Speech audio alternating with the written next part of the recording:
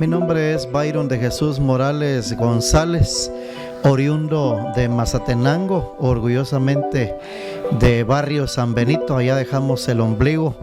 Recordamos dentro de las anécdotas que en familia se platicaban cuando éramos niños, que fuimos la primera experiencia de la abuela para convertirse en comadrona posteriormente. Entonces, la familia fue una de las primeras familias que se asentó en barrio San Benito. Ahí estudiamos también en la escuela de barrio San Benito. Mis padres fueron Julio Arturo Morales Escobar y Hortensia González. Ambos vivieron juntos y procrearon hasta su muerte, procrearon 17 hijos. Yo al final de esos 17 hijos, lastimosamente en aquel entonces las circunstancias materiales eran bien complejas, bien difíciles. Yo soy el primer hijo que se logró de esa cuenta y pues tuvimos la fortuna de poder atenderlos en sus últimos instantes. El 25 de diciembre de 1961. ¿Podría indicar en dónde realizó sus estudios y hasta dónde logró usted llegar en su carrera estudiantil? En aquel entonces no existía la educación preprimaria allá en la escuelita donde empecé mis estudios.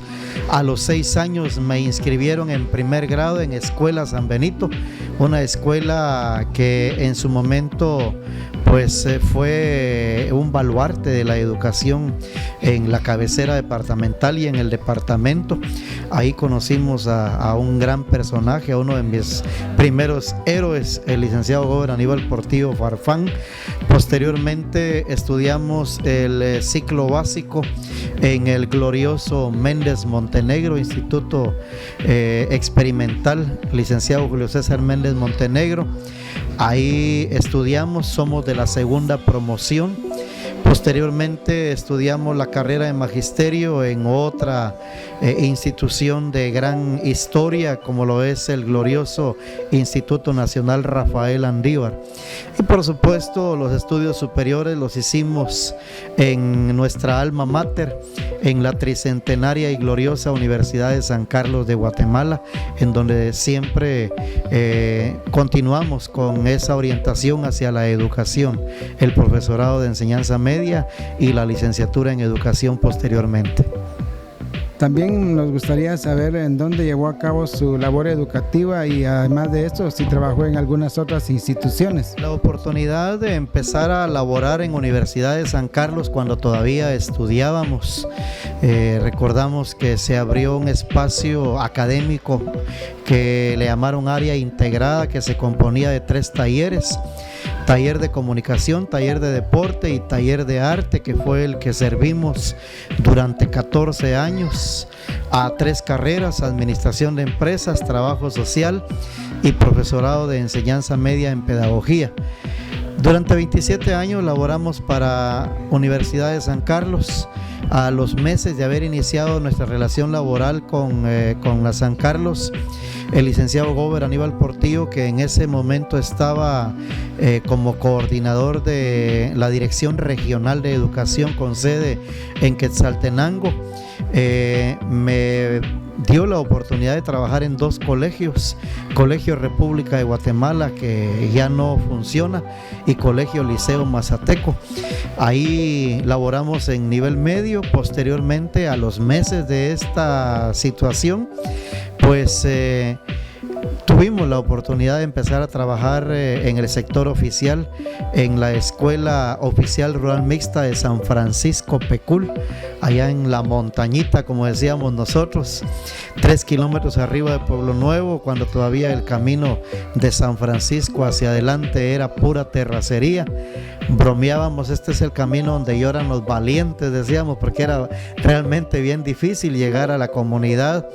Era bastante escarpado y escabroso el camino a la hora, sobre todo en el tramo final.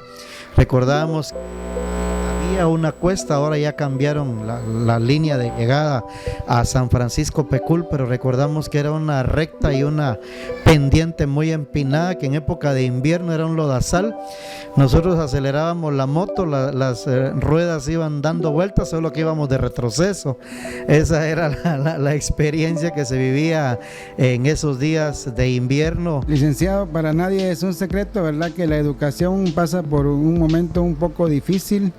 Sabemos los altos índices de lo que es, que los estudiantes, especialmente que se les hace una prueba diagnóstica, pueden ser aprobados con calificaciones que en este caso sean las más apropiadas. Es un tema bastante profundo que no podemos dar una respuesta simplista, pues, ¿verdad? Porque es multivariada la causa del por qué este efecto, pues, ¿verdad? De la juventud con un nivel académico bastante pobre. Podemos hablar, por ejemplo, de la desatención que hay desde el mismo hogar, y acá debemos de ser muy realistas y reconocer que unas décadas atrás el padre de familia o la familia era más unida, y había que entender que las condiciones materiales eran a su favor. El padre de familia era el que generalmente trabajaba. Siempre estaba la madre vigilante de los hijos, pendiente de ellos, y por supuesto para darles todo el amor que ellos necesitaban. En algún momento esta realidad fue cambiando. Ya lo que ganaba el padre no era suficiente y la madre tuvo que salir, aunque sea un trabajo de medio tiempo, pero ya desatendía a los hijos. Actualmente ya no es un trabajo de medio tiempo, tiene que trabajar a tiempo completo el padre, la madre, y aún así no se dan abasto para atender las necesidades de familia. Esto ha generado un problema que en principio parte de lo material, de lo económico, y que afecta lo social, lo humano, que afecta los lazos, los vínculos, que afecta ese componente que es base de la sociedad y que es la familia. Se dice que la familia es la base de la sociedad, y así es. Desgraciadamente en la actualidad está desarticulado ese núcleo de la sociedad que es la familia. Estamos hablando de un solo factor solamente, don Víctor. Antes recuerdo nuestra generación, usted recordará esto, los escasos televisores que había en el vecindario, ahí nos agolpábamos cuando nos daban permiso en las barandas de las casas, y se podía estirar uno para ver algún programa bonito, pues, ¿verdad? En blanco y negro, por supuesto. Si el padre de familia quería cambiar de canal, tenía que levantarse y darle vuelta a la perilla o al botón en el que estaban los números, pues, ¿verdad?, que indicaban los tipos de canales, que eran sumamente limitados. Exageradamente se llegaba a 12, a 13. Ahora, a través de los sistemas de cable, hay arriba de 100 canales en servicio, pues, ¿verdad? En alta definición, a colores, cuántas funciones y aplicaciones hay ahora en este servicio. Desgraciadamente la tecnología ha avanzado y es buena cuando se sabe utilizar. Lastimosamente, en la misma casa, el padre de familia, la madre, tienen un enemigo en contra de los hijos, porque a veces no hay control, decía, en esa desatención por necesidad de ir a generar los recursos para sobrevivir. Se deja al hijo en casa y aparentemente pues no corren ningún riesgo, pero ese aparatito les está llevando una influencia terrible a veces, con programaciones cargadas de violencia, con programaciones cargadas de distorsión de la realidad. Es decir, la televisión, si no se sabe utilizar, si no se sabe controlar, resulta siendo un factor de mucha influencia negativa para el niño dentro de la misma casa. Fíjese, estoy hablando solamente de dos factores, las condiciones socioeconómicas, porque su pregunta fue: ¿qué mensaje le puedo dar a la juventud en relación al problema académico, en relación a los resultados de esa evaluación diagnóstica que realiza el Ministerio de Educación? Que tengo mis reservas, por supuesto, y mi propia postura en relación a ese tipo de evaluación, porque descalifica totalmente. Es increíble cómo el sistema se autodescalifica. ¿Hace cuántos años se viene realizando esta evaluación diagnóstica? Y dígame usted si a través de esos años ha habido realmente algo trascendente de parte del Ministerio de Educación y de parte del Estado para cambiar radicalmente o por lo menos sustancialmente esa realidad. Entonces eso debemos de analizar, ¿sí?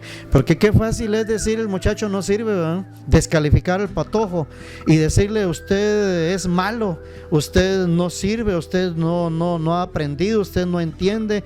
Qué fácil es descalificar a la juventud de esa manera, pero hay que, decía, ir racionalizando, hay que ir analizando y de esa manera ir comprendiendo en dónde realmente están las causas de esa realidad. Al final dije, eso no es más que un simple efecto de toda una serie de dificultades que están alrededor, que están en el entorno de la vida de nuestros jóvenes en este país.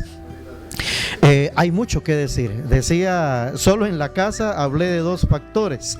Fuera de la casa nos encontramos con los riesgos de las maras, con los riesgos de la violencia que es desproporcionada. Uno ya no sabe en qué momento, uno sabe que se acuesta, no sabe si se va a levantar vivo.